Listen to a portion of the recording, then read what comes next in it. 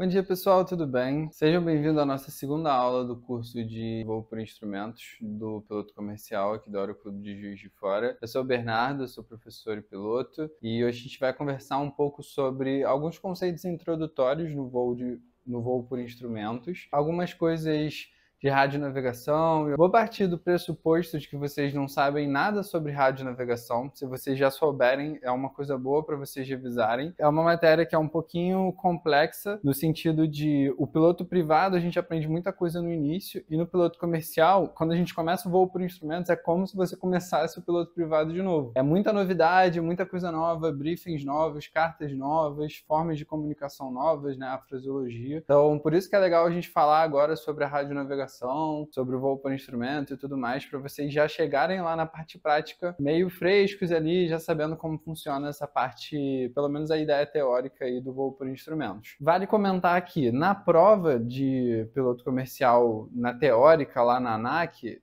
esses conceitos eles caem de forma indireta. Por exemplo, quando você vê uma carta, eles já querem que você saiba qual instrumento que está ali representado e tudo mais. A forma como a prova de navegação é composta não é igual à forma do piloto privado, que são perguntinhas teóricas e tudo mais. No final da prova até acontecem algumas perguntas teóricas, mas na prática mesmo você faz a navegação ali e os conceitos já têm que estar intrínsecos ali no que você está fazendo. Então por isso que é legal a gente comentar um pouco sobre isso agora no início, para vocês já saberem esses conceitos, mas para o meio final do teórico aí de navegação por instrumentos, a gente já vai para essa parte mais da prova em si, que é o que importa mesmo, pelo menos agora. Mas assim, esse comentário é importante também. O que importa aqui é óbvio que eu sei que vocês estão fazendo curso teórico, vocês querem passar na prova, isso é uma coisa óbvia, mas é um comentário que isso vale desde o início do curso lá, de piloto privado e tudo mais. Não adianta só a gente estudar para a prova, porque chega na prática, você vai ter mais dificuldade. Então, quando você estuda a parte teórica para utilizar na parte prática, o estudo de forma consolidada e não só para passar na prova, acaba que você tem muito mais facilidade para voar ali na prática. Então, vamos revisar esses conceitos para vocês sacarem isso direitinho. E é claro que eu sei que vocês estão estudando só para a prova agora, mas gravem esses conceitos, consolidem esses conceitos, porque vão ser coisas importantes para vocês na prática, no futuro, numa contratação de linha, ou enfim, uma coisa mais futuro, tá? Então, vamos dar uma revisada nessa parte introdutória para quem já sabe, ou vamos entender cada parte aí dessa introdução da navegação de piloto comercial. Então, pessoal, como eu disse para vocês, essa aqui é a aula de número 2, introdução aí na parte de voo por instrumentos e NDB, que é uma coisinha que a gente já vai falar. Então, assim, o que é o voo IFR? Fiz um esqueminha para vocês conhecerem já alguns termos. Se vocês já conhecerem, ótimo, mas se não, a gente vai falar deles nessa aula. Então, temos o ADF, temos o NDB, que são coisas bem próximas aí. O ADF é o instrumento no avião que recebe o NDB, que a gente já vai falar sobre. A gente tem o VOR, que é uma forma de navegação um pouquinho mais precisa do que o NDB. Tem o DME, que é a distância que a gente vai usar no VOR, que ele vai falar a distância para a gente do auxílio rádio. RNAV, que já é uma forma de navegação um pouco mais nova, que é utilizando os satélites. O GNSS, que é a forma da aviação da gente fala de GPS. Do lado também tem o GNSS, que seria a navegação por GPS, né? Seria algo próximo aí do GPS que a gente tem nos carros. ILS, que é a aproximação por instrumentos. E RNP, que é uma forma de aproximação bem próxima ali do RNAV, bem precisa, muito legal. No Santos Dumont a gente tem um ótimo exemplo de RNP. Então vamos desmiuçar cada um desses conceitos aí durante o nosso curso de voo por instrumentos.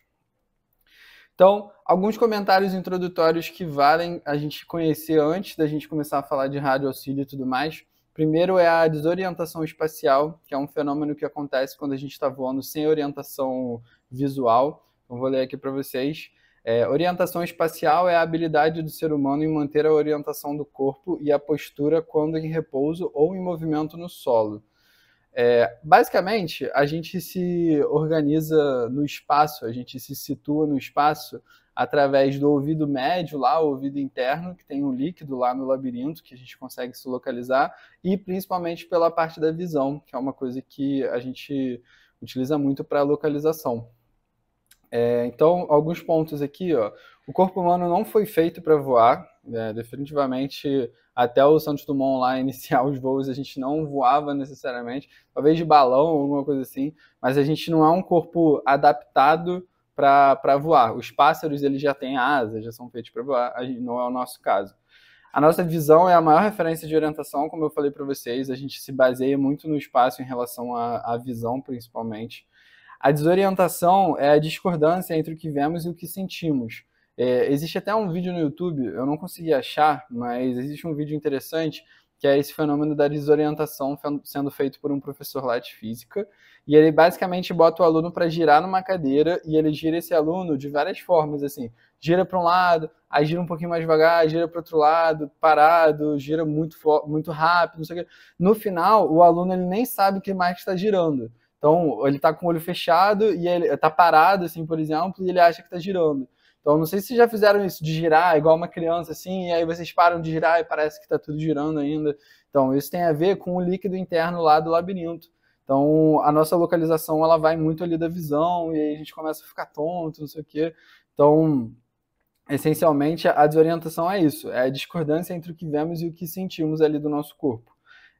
Condições como nevoeiro, chuvisco, névoa seca são perigosas para os pilotos não treinados no voo por instrumentos. Por quê? Porque a gente perde a nossa visão. A gente está ali voando sem visão externa. Então, basicamente, se a gente não tem a visão, a gente precisa depender dos instrumentos do avião, ali do horizonte artificial e tudo mais. Tem até, eu acho que uma série ou um vídeo que eles falam que, eu acho que quando você entra em desorientação, tem alguns segundos ali para você entrar numa situação crítica, numa atitude anormal da aeronave. Então, por isso que é importante a nossa visão, ou, no caso, estar treinado no voo por instrumentos, a confiar ali nos instrumentos. Porque, como eu falei para vocês, é muito comum que o piloto guarde ali em voo e ele perca a referência visual, né, naturalmente, e isso significa que ele vai confiar muito nos sentidos dele. E, às vezes, a gente vai sentir que a gente está caindo, que a gente está subindo, que a gente está virando, que a gente está descendo. Só que os instrumentos estão mostrando que a gente está reto nivelado, por exemplo, a gente está reto nivelado. Tá? É bom ter a redundância ali para você confiar mais, porque a gente vai desconfiar, mas ainda assim é uma forma de voar meio esquisita, assim, porque a gente perde essas referências. Mas é isso, essencialmente. E no voo IFR, o piloto deve confiar nos seus instrumentos, que é exatamente ali o que eu estava falando.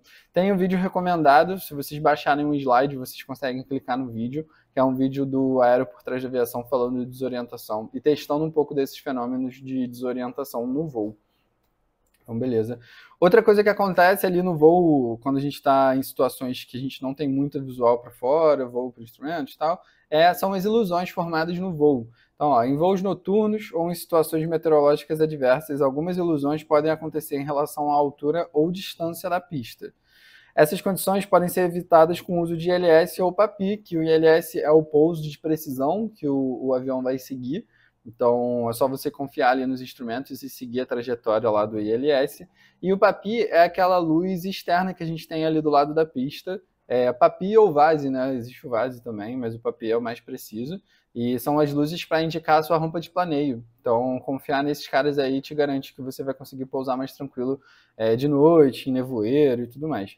Então, existe a ilusão da largura da pista, é uma coisa que acontece bastante em Juiz de Fora, quando a gente treina lá os toques arremetidos e tudo mais, e a gente vai para a Zona da Mata, ou vai para, sei lá, Cabo Frio, vai para algum lugar que a pista é maior. Como a gente está acostumado com a pista curta, a gente acha que quando a gente está com a pista maior lá, a gente está mais alto.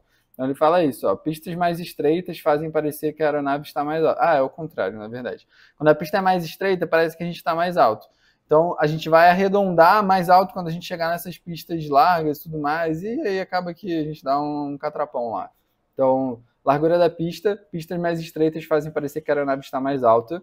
Outra ilusão também é pista em terreno inclinado. Pistas em aclive fazem parecer que a aeronave está mais alta, que também acontece lá em Juiz de Fora.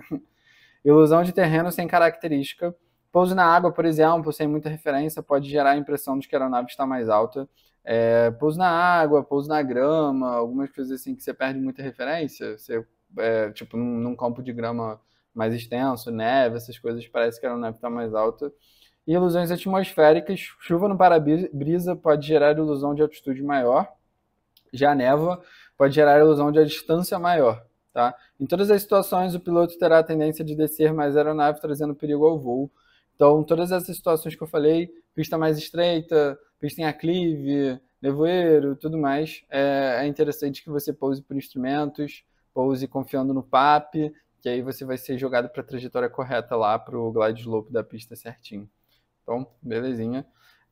O cross-check também é uma coisa que a gente já meio que faz no piloto privado, quando a gente faz uma curva, por exemplo, que a gente olha para fora, olha para o instrumento lá interno, para o horizonte, se estiver funcionando, ou para o bola, enfim.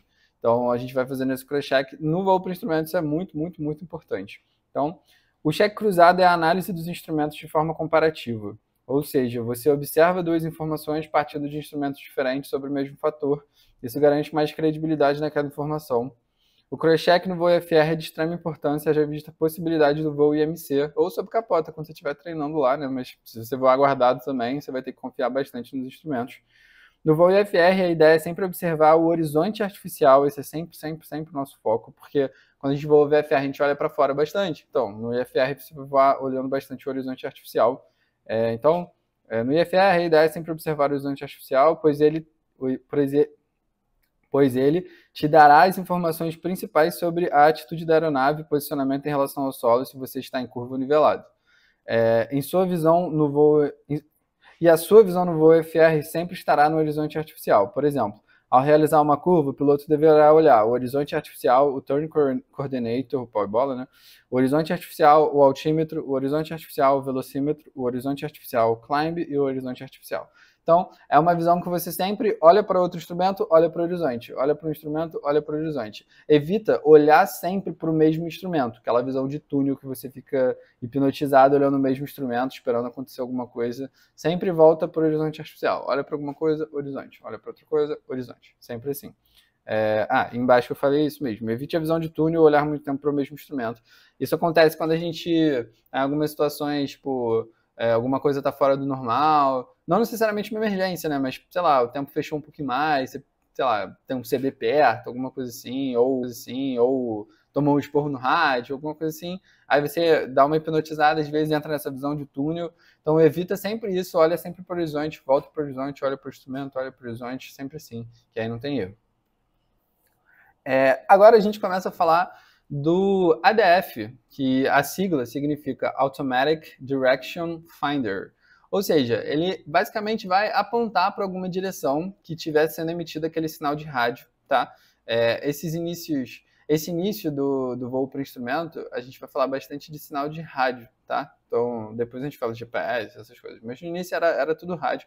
É uma forma mais barata e mais prática, enfim, confiável em certos termos lá, em relação ao voo por instrumentos. Então, o ADF significa isso, basicamente. O ADF está muito atrelado ao NDB, No Directional Beacon, que na verdade o NDB é a estação que vai emitir aquele sinal, e o ADF é um instrumento no avião que vai receber e apontar para aquele sinal. É uma agulha que basicamente aponta para o sinal, tipo uma bússola da vida, assim, só que a gente consegue controlar para onde quer que ele aponte e tudo mais. No caso, a gente consegue controlar a frequência que a gente quer, o instrumento, o rádio que a gente quer, enfim. Então, são ondas de baixa frequência não direcional, ou seja, isso significa que ele é um instrumento de não precisão. Se fosse direcional, a gente conseguiria voar com mais precisão. Ele funciona entre 190 a 535 kHz. E para as emissoras AM, que são as rádios AM mesmo, hoje em dia a gente não ouve tanto rádio, né, mas tem as rádios AM, ele pode funcionar de 190 a 1750 kHz, que são essas rádios AM. Antigamente, essas rádios, elas falavam, mesmo durante a programação, assim, quando tinha aqueles anúncios, tipo, rádio, tananã, não sei o quê. Aí eles falavam, tipo, 755 kHz, e um código meio que maluco, assim, que na verdade era o código Morse da rádio, e aí você meio que sabia se você estava sintonizado na rádio certa, tá? Não é uma forma de navegação super, ultra, mega confiável, mas era uma forma meio que secundária ali de você navegar também, né? Dava para navegar assim. Então, tem bastante essa questão do código Morse também. Esse ADF ele vai emitir o código Morse e a gente precisa saber ler ele na carta. Vai ter os pontos e traços ali na carta e a gente ouve e bate ali com o que a gente está ouvindo. Isso é um comentário legal também. Para ILS, para marcador médio, marcador interno, marcador externo e tudo mais, ele vai aparecer com duas letras, tá? Então, por exemplo, IF seria um NDB numa marcação tipo de um ILS, por exemplo, né? E para auxílio rádio ele vai aparecer com 3 letras, tá? Normalmente é assim que funciona.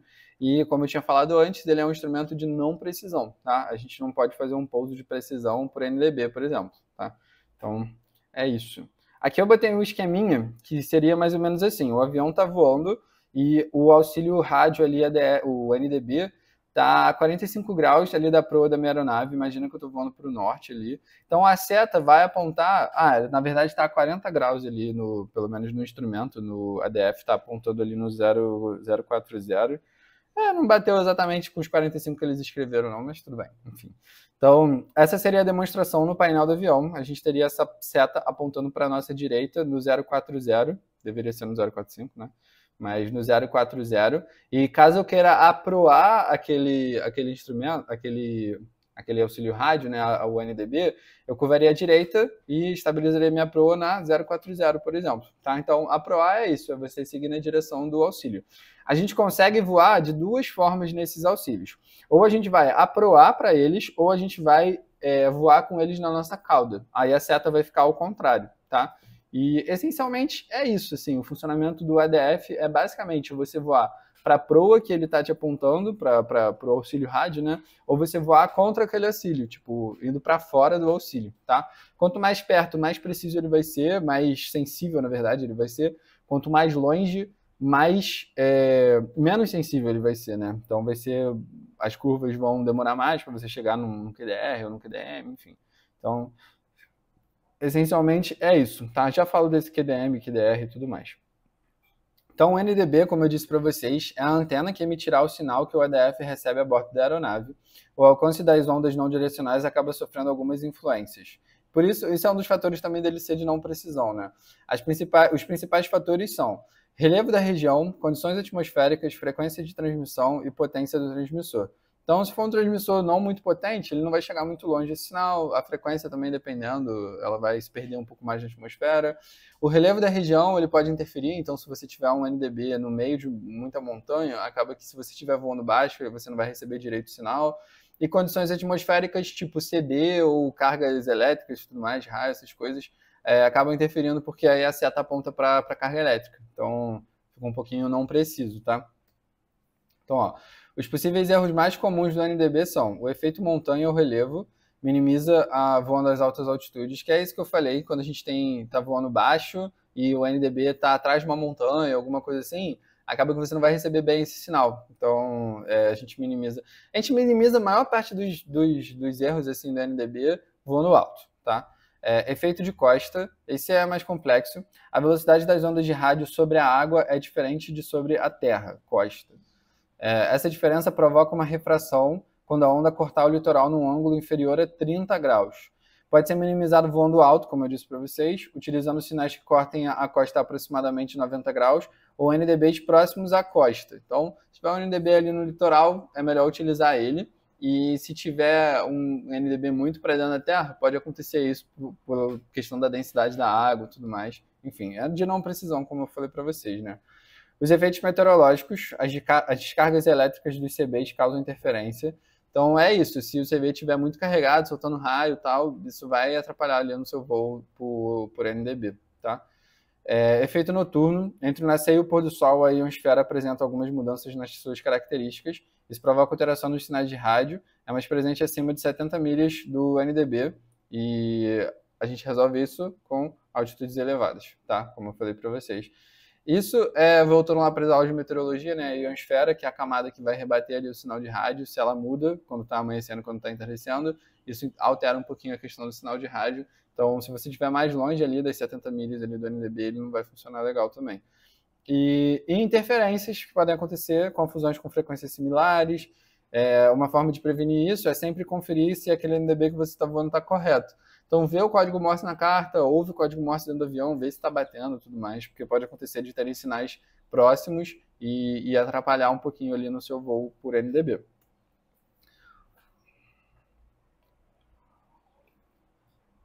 Então, falando especificamente sobre o ADF, que é um instrumento que está a bordo ali da aeronave, O EDF mais comum é do tipo limbo móvel manualmente, que é o mais baratinho, é um que você gira ali o limbo dentro do avião, tá? E ele apresenta algumas desvantagens, assim. Se você ajustar para o da aeronave com NDF, ele indicará o QDM ou o QDR, tá? O QD Mike ou o QD Romeo, que a gente vai falar um pouquinho mais para frente. Até aqui nesse slide, na verdade. Caso contrário, se você manter ele no 360, que é bastante comum, ele indicará a marcação relativa, que era o exemplo que eu dei ali para vocês. Eu não necessariamente estaria voando na proa norte, eu poderia estar voando na proa sul, por exemplo. E o meu auxílio rádio está à minha direita, 45 graus. Então, esses 45 graus seria a marcação relativa. Então, se eu estivesse na proa sul, 180, por exemplo, deveria somar 180 mais os 45, daria 225? 225? Deixa eu ver. 225. Então, 225 seria o meu QD Mic para voar para aquele auxílio. Ou eu estaria cruzando o QD Mic, caso o controlador perguntasse, né? Então, voltando aqui, o que significa esse QD Mic e o que significa esse QDR? O QD Mic significa proa magnética, ou magnetic heading, em inglês, e o QDR significa marcação magnética, ou magnetic bearing. Então, essencialmente, tem uma forma de gravar, que eu não coloquei no slide, mas vocês vão lembrar disso na prova. O QDM, o M lembra de mama, e a mama fica na frente, tá? Então, seria você voando com aquele auxílio na sua frente, tá? E o QDR lembra de rabo, e o rabo fica atrás. Então, você voaria com o auxílio atrás, indo para trás de você, né? Então, basicamente é isso. O QDM você vai para o auxílio e o QDR você sai do auxílio, tá? Essa é a forma mais fácil de gravar. M de mama, R de rabo. Tá? Então, aqui eu coloquei o... Eu já tinha mostrado para vocês ali no slide mais atrás, né? Mas a visão do limbo móvel variável seria essa, que a gente tem o HDG ali do lado para a gente mexer. Normalmente a gente vai voar com ele na proa norte, mas se você quiser ficar curvando e girando, dá para fazer também, mas não é muito prático. E a marcação relativa seria isso que eu mostrei para vocês. No exemplo da esquerda, a gente estaria voando no... Ele não botou uma proa, mas... Supondo que seja a proa norte, a gente estaria voando no QDM, na verdade, 045. Esse está no 045 certo, né? Então, a gente estaria voando no QDM 045, caso fosse a proa norte. Se fosse outra proa, a gente somaria essa marcação relativa. Mas, enfim. Marcação relativa é quando a gente está com o limbo móvel quando a gente está com o limbo móvel manualmente e a gente não coloca as proas que a gente está voando. A gente deixa ele no norte. Tá? Então, isso é marcação relativa. Depois eu explico melhorzinho. Mas se a gente estiver na proa norte mesmo e ele estiver ajustado na proa norte, ou se a gente tiver em outra proa e ele estiver ajustado na nossa proa, a gente vai ter informação de QDM ou QDR. Então, na esquerda, a gente tem o QDM, tá? Ou seja, o auxílio está na frente da gente, na mama, né? Então, estaria na frente. E no exemplo da direita, a gente tem um QDR, ou seja, a gente está saindo do auxílio, tá? O auxílio está para trás da gente. Então, beleza. O EDF de limbo móvel variável apresenta um problema. Ao mudar de proa, você deve inserir a nova proa no topo da EDF para que tenha a leitura do QDM ou QDR. Tá? E isso dá muito trabalho, porque acaba que você está mudando de proa ali meio que toda hora. Tal. Então é muito comum a gente deixar ele com proa norte e usar como marcação relativa. E aí a gente sempre fica somando a informação do ADF junto com o que está no giro direcional, tá? Para você saber de fato o QDM e o QDR. Os EDFs mais modernos são do tipo limbo móvel automaticamente, também conhecido como RMI, Radio Magnetic Indicator, indicador de rádio magnético. Ele recebe sinal tanto do NDB quanto do VOR. Esse é comum da gente encontrar em aeronaves melhores, nos bimotores aí que você for voar no táxi aéreo, no executivo, ou nos jatos mesmo, nos Boeing, nos Airbus da vida e tal. Então, ele curva automaticamente, ele já está meio que adequado junto ali do giro direcional, tá? E, na verdade, ele junta tudo, né? Ele vai fazer tanto o auxílio NDB quanto o auxílio VOR também. Tem DME, esse que eu botei o exemplo, então esse aí é topzera, é tudo completo. Para utilizar instrumento, você deve sintonizar a frequência desejada no painel de rádio e selecionar o botãozinho ali para você escolher entre voar NDB ou VOR, né, no caso. Aí a seta, no caso do que a gente está vendo, a seta da esquerda é a seta fina e a seta da direita é a seta que tem duas, né? Como se fossem duas setinhas mais grossas ali. Então você seleciona, tem muita aproximação, muita saída de instrumentos que você vai ter vários auxílios ali te balizando, então esse instrumento ajuda bastante nessas aproximações ou saídas, né? Marcação relativa, como eu estava comentando para vocês já, a marcação relativa é o ângulo formado no sentido horário entre o eixo longitudinal, proa da aeronave, e a linha da estação. Ou seja, aonde a estação está, o EDF está ali te mostrando. Se você tiver com ele na proa norte, o EDF ajustado ali na proa norte, ele vai te mostrar a marcação relativa, tá? No sentido horário. Exatamente como está ali no EDF. Essencialmente é isso, tá? Resumindo, é o ângulo que você deverá girar para aproar o NDB. Marcação relativa é... aí eu coloquei um esqueminha, esqueci de botar os 2 pontos, mas a marcação relativa é da proa até a linha da estação, marcação magnética é do norte magnético até a linha da estação, e marcação verdadeira é do norte verdadeiro até a linha da estação, tá? Isso é um negocinho legal de vocês anotarem, é um resuminho ali, esqueci só de botar os 2 pontos. A marcação magnética agora é basicamente o QDM, é o ângulo formado no sentido horário entre o norte magnético e a linha da estação. O QDM representa o rumo que a aeronave deverá adotar se o piloto quiser voar para a estação. Então, essencialmente, a diferença é a marcação relativa é em relação ao norte que a gente colocou ali, então o ADF estaria apontando para o norte, e aí seria uma marcação relativa, tipo, se o ADF estiver nos meus 45 graus, não significa que ele está no QDM 0,45, né, no 0,45. Significa que ele está 45 graus acima da minha proa que eu estava ali. Então, se eu estivesse na proa 100, ele estaria no QDM 1,45, tá? Então, isso que significa marcação relativa. E o QDM, a gente já está pensando no norte. Então, essa é a diferença entre os dois, essencialmente. E a linha de posição magnética é o QDR, tá? Então, seria o oposto, né? A linha de posição QDR é a linha a partir do NDB sobre o qual o avião está, medida a partir do norte magnético. A linha de posição é oposta à marcação magnética, que é o QDR e o QDM, tá? O QDR é a cauda da agulha. Então, por exemplo, imagina nesse exemplo que eu coloquei, a marcação... o QDM estaria na proa sul, cravadinho na proa sul, mas o QDR seria na proa norte. Então, o QDR, ou seja, se eu estivesse saindo daquela estação e o controlador me pedisse para sair na proa 360, né, na proa norte, eu curvaria à esquerda, eu estaria saindo da proa norte, a agulha apontando exatamente para a minha cauda, tá? Então, lembra que o QDR você está mexendo o limbo ali, você está, enfim, manipulando ali o EDF, porque senão vai ser a marcação relativa. Então, bloqueio do NDB, isso é uma coisa interessante também. Bloquear significa passar na vertical da estação, tá? Quando a aeronave bloqueia o auxílio, ela entra no cone de silêncio. Essa é uma zona na vertical da estação, cuja energia eletromagnética emitida na estação forma, na vertical da sua antena, uma zona sem sinal, semelhante ao cone invertido, com o vértice da antena. Quanto mais alto o bloqueio, maior o cone. Então, literalmente, forma tipo um cone mesmo, em cima do auxílio, que você vai perder o sinal quando você passar ali por cima. Vocês vão reparar que quando vocês chegarem perto do auxílio, a agulha ela vai ficar meio loucona ali, ela vai ficar apontando para os lados e tal, vai parecer que você está muito malucão, assim. Quando você for chegando perto, ela já vai começar a cair para um ladinho, para o outro e tal. Se você já souber onde você está bonitinho, você não vai curvar o avião para compensar isso, né? Então você já vai ver que ela vai começar a se movimentar, subir, descer e tal, enfim. E aí você já sabe que você está ali nesse cone do silêncio. Pouco antes de bloquear, a agulha do ADF oscilará bastante, mantenha a proa e não siga o ponteiro. No momento do bloqueio, o ADF ficará inoperante. Então, é isso, tá? Se você está aproando ali, a agulha vai ficar muito louca, e aí depois que você sair um pouquinho ali do ADF, ela vai apontar para trás, tá? Então, é isso, basicamente. E para fechar, a representação nas cartas do NDB. O NDB nas cartas é representado por um círculo pontilhado. Existe uma diferença entre a carta Jeppesen, na primeira imagem, e a carta do padrão da CEA, na imagem abaixo, tá? Então, a Jeppesen é uma carta lá da Boeing e tal, utilizada muito pelas companhias, então é legal que a gente fale um pouquinho da Jeppesen, mas quando vocês forem fazer a prova vai ser padrão da CEA, tá? Mas, como eu falei para vocês, é legal que vocês saibam como funciona a carta Jeppesen, porque no dia a dia vocês vão poder utilizar ela também, e acho que tem que pagar para usar no dia a dia do Aeroclube, mas quando vocês forem para a linha e tal, aí tem que saber usar a Jeppesen, tá? Então, no caso da imagem de cima, a gente está vendo o NDB de Porto Seguro, frequência 385, a sigla SGR, e o SGR está escrito em código Morse logo abaixo, então se vocês botarem no rádio, ele vai apitar aí esse código Morse, tá?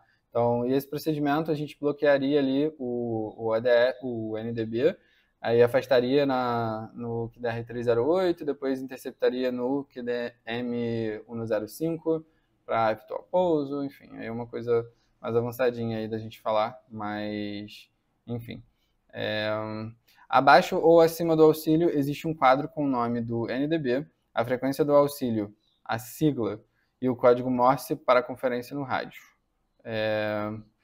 Então é basicamente esse quadrinho aí que a gente acabou de ler. Na imagem de baixo seria o padrão da ESSEA. Aí ele fala o nome, fala a frequência. No caso esse de Salvador tem a frequência tanto em VOR, que é a frequência de cima, 116.5, e a frequência em NDB, que é a 225, tá? Aí a sigla, o identificador, como ele coloca ali, o código Morse para você conferir no rádio e as coordenadas, tá? Então, essencialmente é isso. Aí esse quadro é legal porque ele bota ali também o NDB. Você vê que na Jepsen ela é pontilhada, mas tem o centro branco, assim, o centro vazio, né? E no NDB, no caso da ESSEA, é o centro pontilhadinho mesmo. Então a gente tem NDB, tem VOR, tem DME, tem LLZ, que é de LS, tem VOR DME, que é tudo junto, enfim. Então, basicamente é isso. O VOR é uma coisa que a gente vai falar no futuro, o DME também, mas dessa aula é isso. Acho que acabou. Belezinha. Então, sobre NDB e ADF, essencialmente é isso. É uma forma de navegação que está em desuso. Existe um projeto do DSEA para desativar todos esses NDBs do Brasil, porque é uma parada muito antiga. Hoje em dia se tornou até caro de você manter e não é muito utilizado. Não é muito utilizado mesmo. Então, essencialmente é isso para essa aula. Espero que tenha ficado claro todos esses conceitos. Se não ficou, utilizem o chat aí, mandem mensagem para os instrutores e tudo mais, para a gente trocar uma ideia. Mas acho que é isso. Como eu falei para vocês, isso aqui não cai na prova de forma direta, mas indiretamente cai na prova. Então é legal que vocês saibam. Espero que tenha sido uma aula interessante. E valeu, bons estudos aí.